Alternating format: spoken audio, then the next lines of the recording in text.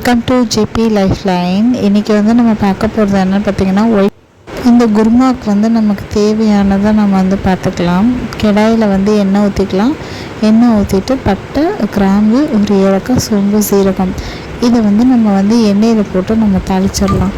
First வந்து இதை வந்து நம்ம எண்ணெயில் போட்டு நல்லா பொரிஞ்சு வந்ததுக்கப்புறம் இதை வந்து நம்ம வெங்காயம், தக்காளி ஆட் பண்ணி வதக்கிக்கலாம். அதுக்கு முன்னாடி நான் சப்பாத்தி மாவை வந்து நான் பிசைஞ்சு வச்சுட்டு அதுக்கப்புறம் வந்துட்டு குருமாவுக்கு தேவையானது ட்ரை பண்ணுறேன்.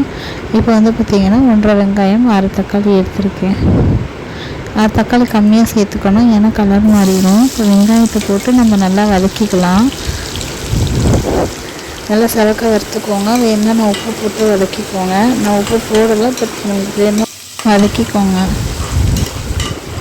இது நல்லா வதக்கி வந்ததுக்கப்புறம் தக்காளி நம்ம சேர்த்துக்குவோம்.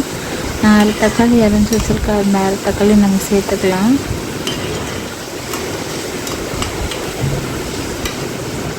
கேமரா ஸ்டாண்ட் இல்லாதனால நான் கையிலே எடுத்துகிட்ருக்கேன். கஷ்டமாக தான் இருக்குது. நான் வந்து அங்கே ஊர்லேயே வச்சுட்டு வந்துட்டேன் கேமரா ஸ்டாண்டை. பட் நாளைக்கு வந்துடும். நாளைக்கு வீடியோ எடுத்தோன்னா ஸ்டாண்டர்டில் இருக்கும். இது வந்து பார்த்திங்கன்னா குருமாவுக்கு தேவையான கொஞ்சம் அரைமுடி தேங்காய், கொஞ்சம் சோம்பு, பூண்டு, இஞ்சி இதை மட்டும் நமக்கு ஓரளவுக்கு அதாவது சொன்னால் நெருன்னு அரைச்சி எடுத்து வந்திருக்கேன். இதில் இன்னும் ஆட் பண்ணணும். இது நம்ம அதில் வந்து குருமாவுக்கு தேவையான காய்கறி உருளைக்கிழங்கு, பீன்ஸு, கேரட்டு இதை நான் எடுத்திருக்கேன். கொஞ்சம் அதில் எல்லாத்துலேயும் கொஞ்சம் அரிஞ்சு எடுத்து வச்சுருக்கேன். ஒரு 1/2 கேரட்டு, ஒரு உருளைக்கிழங்கு, ஒரு 10 பீன்ஸ் எடுத்து அரிஞ்சு வச்சுருக்கேன். வெங்காயம், தக்காளியும் நல்லா வதங்கிடுச்சு. நம்ம இந்த அரிஞ்சு வச்சுருக்க காய்கறியை நம்ம இதில் போட்டுடலாம். எனக்கு வெங்காயம், தக்காளி ரொம்ப வதங்கிடுச்சு. அதனால தான் நான் குருமாவுக்கு வந்து அவசரமாக உங்களுக்கு எடுத்து அரைச்சி வச்சு காமிச்சிட்டேன். அதை இன்னும் கொஞ்சம் ஒரு பொருள் ஆட் பண்ணணும். ஃபஸ்ட்டு இதை பார்த்துக்குவோம். நம்ம இதை வந்து காயெல்லாம் இதில் போட்டு நல்லா வதக்கி விட்டுருவோம்.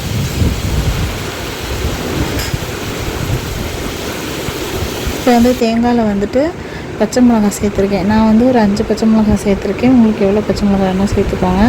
சேர்த்து நல்லா ஒரு நேரம் அரைச்சிக்கலாம். அரைச்சி அதையும் போட்டு அரைச்சி நம்ம வந்து இதில் சேர்த்துக்கலாம். உங்களுக்கு வேணும்னா நீங்கள் அதோடு சேர்த்து அரைச்சிக்கோங்க. எனக்கு வந்து மிக்ஸி ஜார் பத்தாதனால ஃபஸ்ட்டு ஒரு அரைச்சிட்டு அதுக்கப்புறம் வந்து பச்சை மிளகாய் நான் சேர்த்துருக்கேன்.